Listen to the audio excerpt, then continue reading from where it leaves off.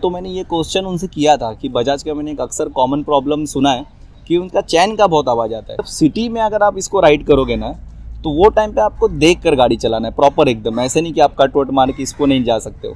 Proper एकदम आपको रुक के सारी चीज़ें देख कर चलाना है। आपका शौक भी पूरा करना है, आपको आपके घर वाले को भी बैठाना है, तो वो R15 आपके हिसाब से बेटर नहीं होगा और KTM जो है वो भी बेटर नहीं होगा। Welcome to rear view reviews.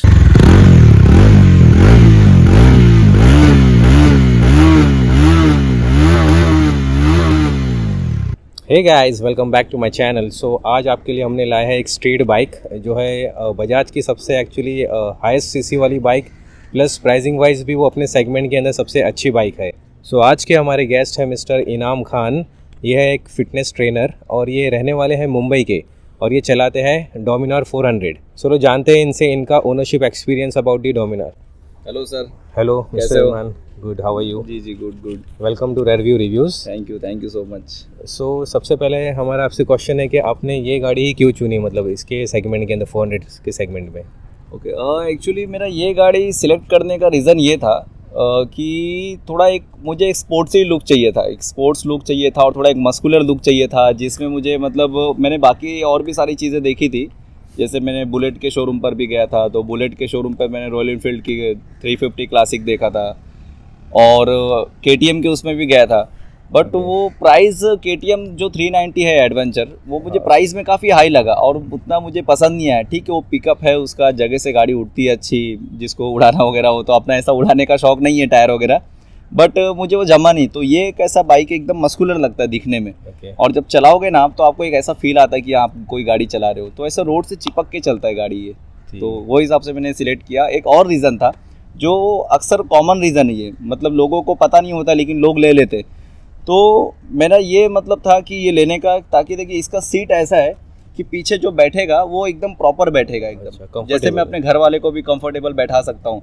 But अगर मैं कोई और बाइक लेता, जैसे R15 हो गया और KTM की बहुत सारी बाइक हैं, तो उसका सीट वगैरह ऐसा होता है तो उसमें मेरे घर वाले नहीं बैठ पाते हैं। तो मैंने ये सोच के लिया कि ताकि मेरे घर वाले भी इस पर बैठ सकें। तो आपने ये गाड़ी लेने से पहले कौन कौन सी गाड़ियाँ चला के देखी थी एक्चुअल में? मतलब आपने ऑन पेपर तो देखा था, बस चला के कौन सी गाड़ियाँ देखी थी? ये बाइक लेने से पहले जब मैं ये बाइक लेने गया था तो मुझे 4 महीने का वेटिंग बताया गया था। अच्छा। तो 4 महीना वेटिंग सोच के फिर मैं ये कंपनी से, बजाज कंपनी से थोड़ा सा हट गया था। फिर मैं कोई और बाइक ढूंढ रहा था, क्योंकि मुझे बाइक भी लेना था, जल्दी लेना था, क्योंकि मैं ऑटो वगैरह से ट्रैवल करता तो उसमें मेरे पैसे भी काफ़ी जाते थे। तो वो हिसाब से मैं बुलेट के शोरूम पर गया था, शोरूम पे गया था। तो वहाँ पर मैंने क्लासिक 350 का एक टेस्ट राइड लिया था, तो वो मैंने चलाया। बट क्लासिक 350 देखिए, बुलेट वो अपने जगह पे, उसको इससे कंपेयर नहीं कर सकते, वो अपनी अलग जगह है, वो अपने जगह पे सही है, ये अपने जगह पे सही है। बट बुलेट मैंने इसलिए नहीं लिया क्योंकि बुलेट कॉमन गाड़ी है, आप देख रहे हो बुलेट हर कोई लेकर घूम रहा है। तो मेरा एक थिंकिंग ऐसा भी था कि थोड़ा सा एक यूनिक लूँ, मैं सबसे हटके लूँ। तो ये चीज़ें आपको, ये जो बाइक है वो आपको रोड पे बहुत कम देखने मिलती होगी, तो वो हिसाब से मैंने ये चीज़ लिया। ओके, तो आपने मतलब राइडिंग क्वालिटी वाइज भी गाड़ी को मतलब टेस्ट ड्राइव करके देखा था, बुलेट आपको कैसी लगी थी? बुलेट मैंने टेस्ट राइड किया था, बुलेट भी मुझे ठीक लगा था। मैं ऐसा नहीं बोल रहा हूँ कि बुलेट बुरा है, बट मेरा जो थिंकिंग था वो थोड़ा हटके था कि मुझे कॉमन नहीं लेना है, जो हर कोई लेकर घूम रहा है मुझे वो नहीं, मुझे थोड़ा सा लोगों से हटके लेना है। तो मैंने थोड़ा सा हटके लिया और ये बाइक मैंने गोरेगांव के सूर्योदय बजाज शोरूम है वहाँ से लिया था। और वहाँ के स्टाफ का जो नेचर है, बिहेवियर है, वो काफ़ी मुझे कूल लगा, बहुत अच्छा लगा।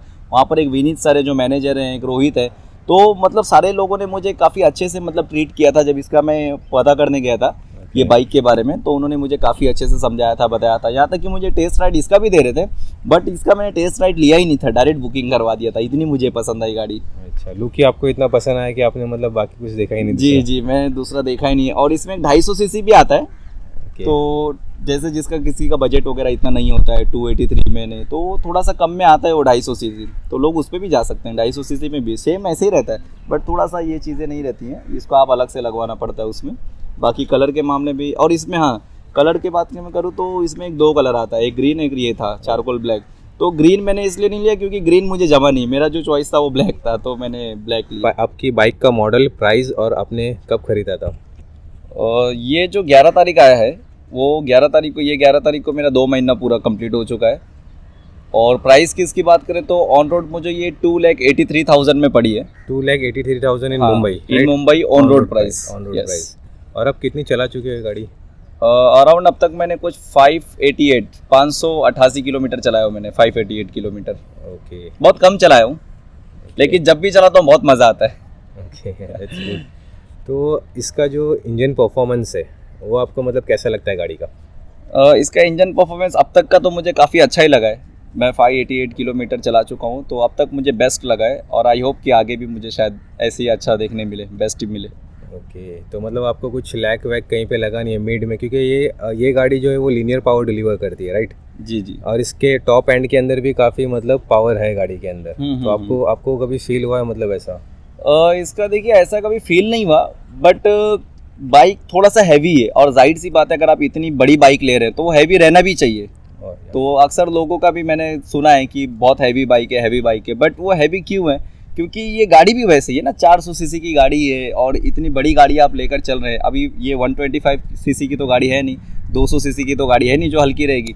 तो ठीक है, बट ऑल ओवर अगर बोलना चाहूँ तो ये मतलब मुझे अच्छी लगी, पिक में भी अच्छा लगा, पिकअप भी इसका अच्छा है, जगह से उठती है गाड़ी, बहुत काफ़ी अच्छा लगा। मतलब जब भी मैंने जब तक इसको चलाया तब तक मुझे काफ़ी अच्छा मतलब लगा है। ठीक है। सो अब बात करते हैं गाड़ी के माइलेज की। तो आपको कितना माइलेज मिल रहा है गाड़ी के अंदर? और जब स्टार्टिंग में जब मैंने लिया था आज से 2 महीने पहले, जो मैंने फर्स्ट वीक जब चलाया था तो 14 से स्टार्ट हुआ था, 14 देन थोड़ा सा अप हुआ, 15, 16, 17। और माइलेज की बात करते हैं तो माइलेज इस पर लिख कर आता है, जितना का भी माइलेज गाड़ी दे रहा है उतना उस पर लिख कर आता है। तो फिलहाल तो अभी 22 का दे रहा है। ओके तो आपने टैंक टू टैंक नहीं मापा इसे? नहीं, टैंक टू टैंक नहीं नापा है। और ये तो फिलहाल मैं सिटीज़ वगैरह में राइड करता हूँ, क्योंकि अभी मैं ऐसे कोई लॉन्ग टूर पे गया नहीं हूँ। इफ़ अगर लॉन्ग टूर पे अगर मैं जाता हूँ और एक गाड़ी का स्पीड मेंटेन करके अगर मैं चलाता हूँ, और गियर को भी ज़्यादा चेंज नहीं करता हूँ, ब्रेक वगैरह नहीं करता हूँ ज़्यादा, एक्सीलेटर एक मेंटेन स्पीड करके अगर चलाता हूँ, तो मेरे हिसाब से आई थिंक 35 तो देना ही चाहिए। 35 देगा, 35 तब। अभी सिटी में फ़िलहाल 22 दिख रहा है, तो शायद अगर बढ़ के भी 25 हो सके। ओके तो सिटी से हम लोग उतना ही एक्सपेक्ट रख सकते हैं, 25 तक। Next is break. तो आपको क्या लगता है मतलब इसके ब्रेक कैसे है गाड़ी के? गाड़ी के ब्रेक्स मुझे अभी तक तो कंफर्टेबल लगे, क्योंकि जब भी मैंने मतलब काफ़ी स्पीड से भी मैंने टेस्ट किया है ब्रेक करके, तो मुझे कंफर्टेबल लगे। मतलब ऐसा कभी मुझे ऐसा ब्रेक को लेकर अभी ऐसा कभी लगा नहीं कि ब्रेक की कमी है इसमें। तो ब्रेक मुझे मेरे हिसाब से तो ठीक लगा, क्योंकि जो प्रॉपर बाइट मिलता है ब्रेक के अंदर। जी प्रॉपर मिलता है। तो इसमें दोनों डिस्क ब्रेक है आई थिंक। जी दोनों। और ये डुअल चैनल ABS गाड़ी है, राइट? जी डुअल चैनल ABS है, राइट। यस, तो ब्रेकिंग काफ़ी अच्छी है मतलब इसी गाड़ी की आपके हिसाब से।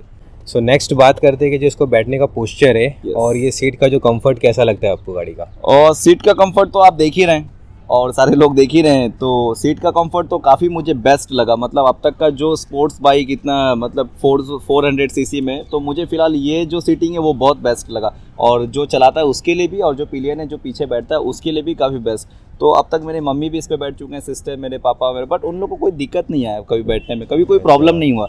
और यहाँ पर देखिए सपोर्ट भी है, और ये सारी चीज़ें मतलब जैसे आप टूरिस्ट वगैरह पर कहीं जाते हैं तो सारी चीज़ें कंपनी से, ये सब मैंने अलग से कुछ नहीं लगाया। ये जितना भी आप देख रहे हैं ये सारी चीज़ कंपनी से।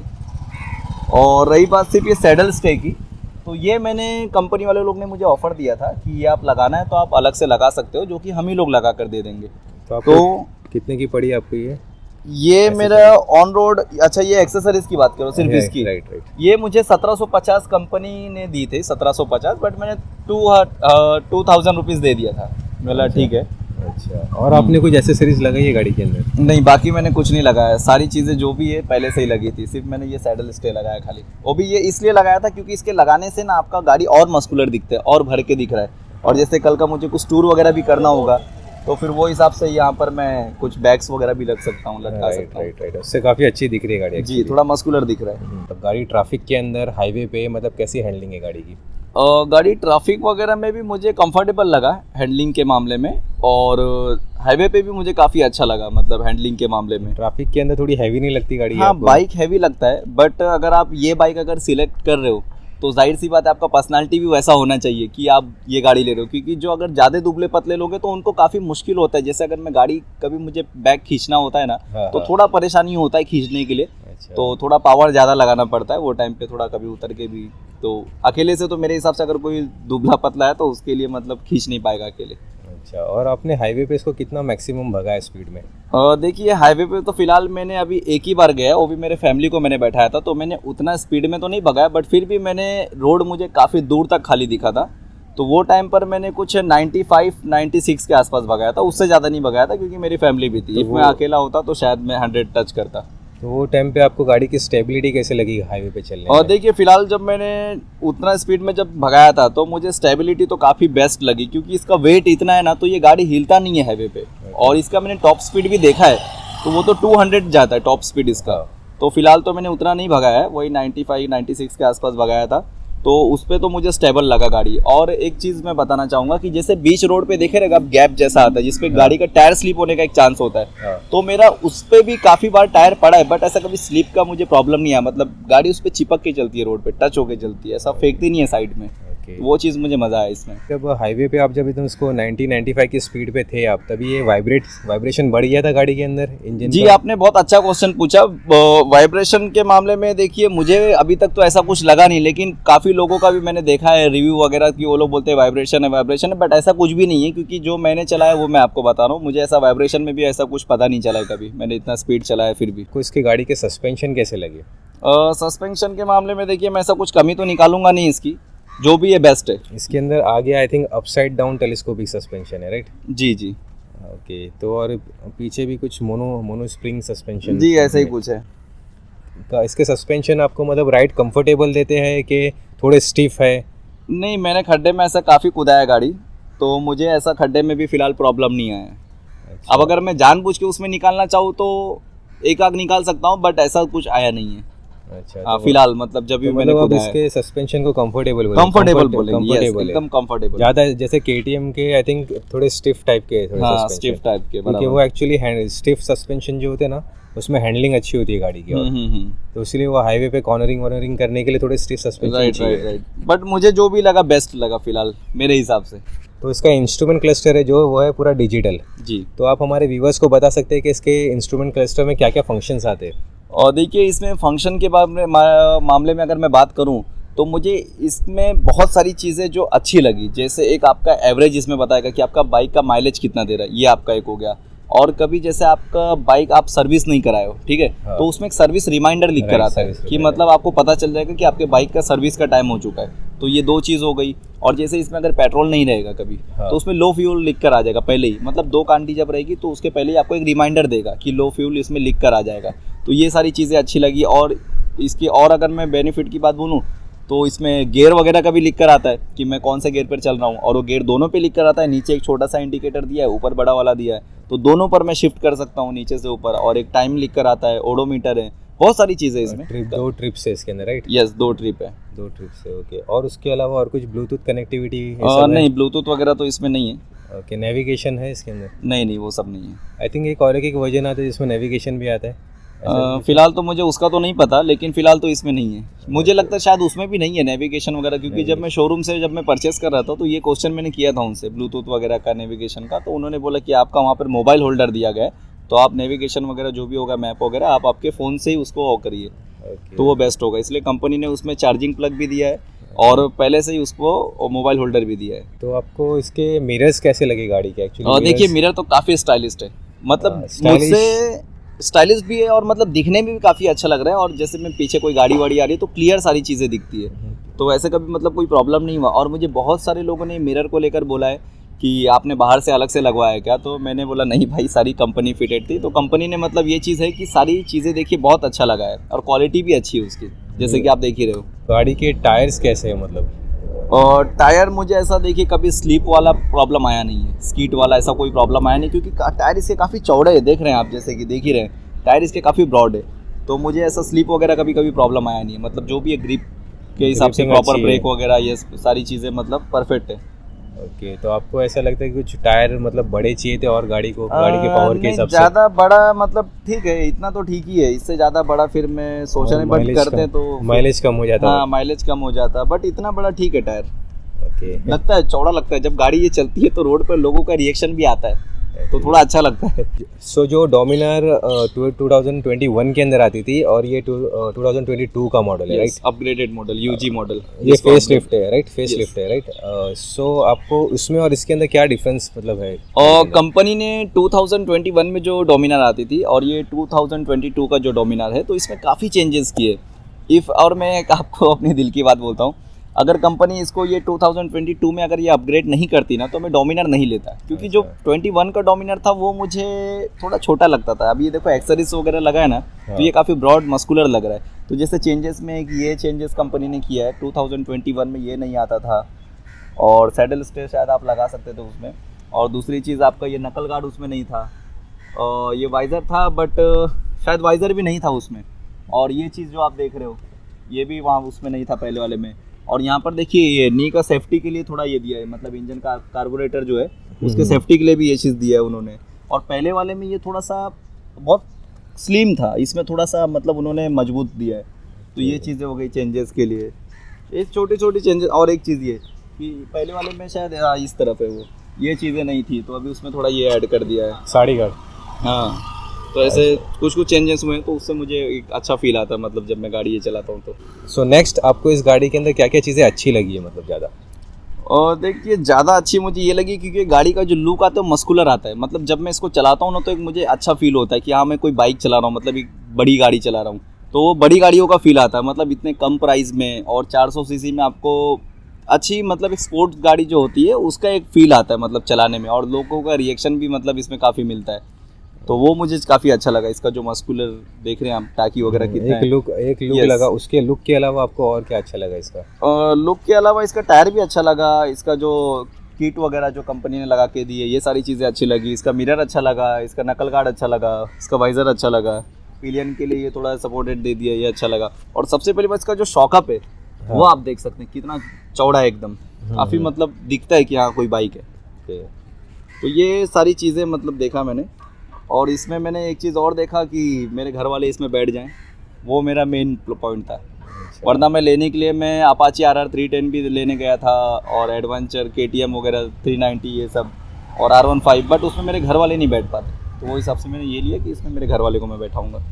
तो अब तो ये तो सब मतलब आपने सब गुड चीज़ें बताई, अच्छी चीज़ें बताई। अब हाँ। बात करते हैं इसके मतलब बैड साइड की। यस देखो, हर प्रोडक्ट है ना परफेक्ट नहीं होता, जी, कुछ ना जी। कुछ तो प्रॉब्लम होता ही है जी। हर चीज़ के अंदर। जी जी चाहे कितनी भी महंगी गाड़ी हो, कुछ भी हो, कुछ तो जी, कुछ जी। नेगेटिव्स होते ही है। जी। तो आपको ये गाड़ी के अंदर नेगेटिव्स क्या क्या लगते हैं मतलब? और इसका नेगेटिव वगैरह मैं आपको क्या बताऊं, क्योंकि मेरे खुद समझ के बाहर है नेगेटिव इसका।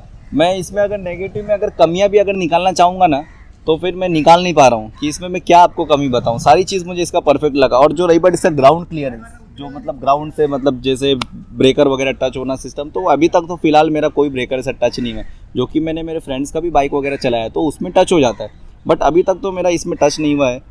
और सारी चीज़ें तो मुझे बेस्ट ही लगी, ब्रेक में भी मुझे परफेक्ट लगा। और कमियों के बारे में जैसे मैं आपको पहले ही बताया कि अभी तक तो फिलहाल मुझे ऐसा कुछ कमी लगा नहीं है, बट एक चीज़ मैं बोल सकता हूँ कि थोड़ा सा एवरेज थोड़ा सा और होता ना, माइलेज वगैरह तो थोड़ा बेस्ट होता। 22 का फिलहाल मिल रहा है, तो वो 30 है, कम से कम सिटी में भी अगर 30 होता तो ठीक था, बट कोई नहीं, क्या करेंगे, 400 सीसी की गाड़ी, इतनी बड़ी गाड़ी लेकर निकल रहे हैं, तो जाहिर सी बात है एवरेज भी उतना ही मिलेगा, बट थोड़ा सा अगर अप होता तो काफ़ी अच्छा होता। मे बी इसका वेट थोड़ा कम होता तो आपको एवरेज शायद थोड़ा ज़्यादा मिलता था। जी जी, वेट इसका 200 है, 198 है, बट पेट्रोल वगैरह डलाने के बाद तो 200 प्लस हो जाता है। और ये सैडल स्टे लगाया तो ऐसे ही 200 प्लस हो गया ये, बट ठीक है। और वेट का एक प्रॉब्लम आ सकता है कि आप जब सिटी में अगर आप इसको राइड करोगे ना, तो वो टाइम पे आपको देख कर गाड़ी चलाना है प्रॉपर एकदम। ऐसे नहीं कि आप कट वट मार के इसको नहीं जा सकते हो, प्रॉपर एकदम आपको रुक के सारी चीज़ें देख कर चलाना है। तो वो एक बोल सकते हैं आप। और कुछ है आप बताना चाहते हो? फ़िलहाल तो मैंने इसमें बहुत सारी कमियां ढूंढी है, बट अभी तक तो मुझे मिला नहीं फ़िलहाल जब से मैं चला रहा हूँ। तो अगला कमी जैसे अगर आपको पूछना है तो इसको 10,000 किलोमीटर चलने दीजिए, उसके बाद मुझे अगर कुछ लगता है तो मैं आपके नेक्स्ट वीडियो में मैं बता दूंगा लोगों की अब मुझे क्या कमी देखने मिली। ओके, श्योरली आई होप आप जल्दी चलाए 10,000। जी जी जी। तो की सर्विस करवा चुके आप गाड़ी को? जी, मैंने एक सर्विस करा चुका है, और सर्विस के लिए मैं मलाड कांचपाड़ा गया था, बजाज का सर्विस सेंटर वहाँ पर है। तो वहाँ पर भी मुझे काफ़ी अच्छे से ट्रीट किया गया था, मतलब सारी चीज़ें, मतलब वहाँ मैं गया तो मुझे 3 घंटे का टाइम दिया गया था। तो मैंने उनसे रिक्वेस्ट किया कि सर मुझे 3 घंटा, मैं गोरेगांव से आया हूँ तो मैं काफ़ी वेट करना पड़ेगा, तो आप थोड़ा सा जल्दी कर दीजिए।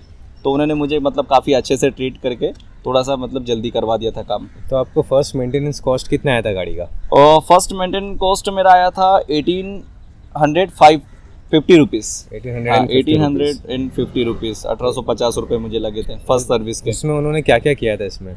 आई थिंक खाली ऑयल वगैरह किया था बस, बाकी कुछ नहीं। बाकी सारा गाड़ी मेरा परफेक्ट था। उन्होंने मुझे पूछा कि आपकी गाड़ी में कोई प्रॉब्लम वगैरह है क्या, तो मैंने बोला कि नहीं ऐसा कुछ प्रॉब्लम वगैरह नहीं है, बट सर्विस का रिमाइंडर आया था तो मैं सर्विस कराने आ गया।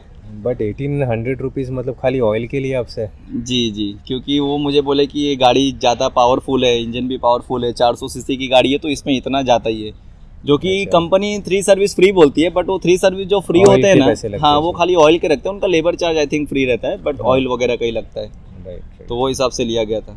तो वहाँ का मतलब अभी आपने ऑलरेडी बता ही दिया है कि उनका बिहेवियर काफ़ी अच्छा था, तो जी। मतलब आपको काफ़ी अच्छा बिहेवियर लगा स्टाफ का? जी, मुझे काफ़ी अच्छा लगा। मतलब एक बजाज शोरूम जो है अपना सूर्योदय बजाज गोरेगांव वेस्ट में एसबी रोड पर, उनका भी सारे लोगों का मतलब बिहेवियर अच्छा लगा। और मैं जब सर्विस सेंटर गया तो सर्विस सेंटर का भी मुझे बिहेवियर अच्छा लगा। एक ही बार गया हूँ, अच्छा लगा। अब अगली बार देखो कब रिमाइंडर सर्विस लेकर आते जाऊँगा। ओके। आपको अगर ये गाड़ी को 10 से लेके 1 की स्केल के अंदर रेटिंग देनी होगी तो आप कितना रेटिंग दोगे?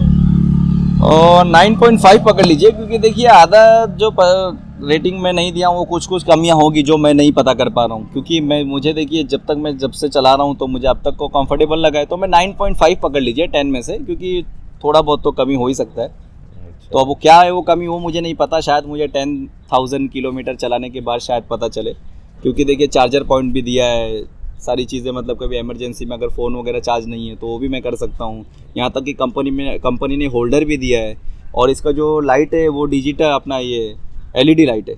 ओके। तो तो आगे पीछे दोनों एलईडी है? आगे पीछे दोनों एलईडी है, और इसका जो फोकस है वो 1.5 किलोमीटर तक जा सकता है। कंपनी हाँ, मतलब तो ये दावा करती है कि 1.5 किलोमीटर तक का ये फोकस कवर करता है। तो आपने नाइट में गाड़ी चलाते हो तो आपको मतलब इसके हेडलाइट का परफॉर्मेंस कैसे लगता है गाड़ी का? और नाइट में मैंने चलाया काफ़ी, मतलब तो नाइट में मुझे ठीक लगा। मतलब ऐसा कोई प्रॉब्लम नहीं आया मुझे, क्योंकि प्रॉब्लम आता तो मैं आपको सामने से बता देता। नहीं, मतलब ऐसा कुछ आउटस्टैंडिंग लगा कि मतलब ऐसा नॉर्मल लगा कि सिटी के हिसाब से, कि मतलब कुछ पावरफुल सिटी के देखिए सिटी के अभी तक तो मैंने सिटी में ही चलाया है, तो सिटी के हिसाब से मुझे ठीक लगा। हाईवे पे सिर्फ मैंने एक ही बार लेकर गया था, वाशी तक गया था, तो वो टाइम पे भी मुझे ठीक लगा था। बट इसमें अगर आप जैसे लॉन्ग टूर जा रहे हैं, लद्दाख वगैरह जा रहे हैं या और भी दूर जा रहे हैं, तो वो हिसाब से फिर आप एक्स्ट्रा लाइट वगैरह लगा सकते हैं। जैसे आपका तो मेरे हिसाब से लगाना भी चाहिए, क्योंकि आप इतना दूर जा रहे हैं, वहाँ का रास्ता मतलब हाईवे वगैरह होता है, तो वो टाइम पे आप लाइट वगैरह एक्स्ट्रा लगवा सकते हैं। बाकी गार्ड्स वगैरह लगाने की ज़रूरत नहीं है, क्योंकि ऑलरेडी कंपनी ने आगे कार्बोरेटर को कवर करने के लिए दिया है, नीस वगैरह को, तो वो हिसाब से ठीक है, इंजन को कवर करने के लिए दिया है।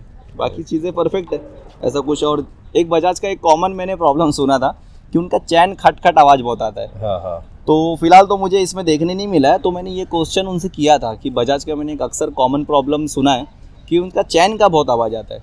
तो उन्होंने बोले कि आप चैन वगैरह को प्रॉपर अगर टाइम टू टाइम उसको करोगे ना, ग्रीसिंग, हाँ जो भी एक आता है स्प्रे जैसा आता है, उन्होंने मुझे मोतुल का कुछ बताए थे। हाँ।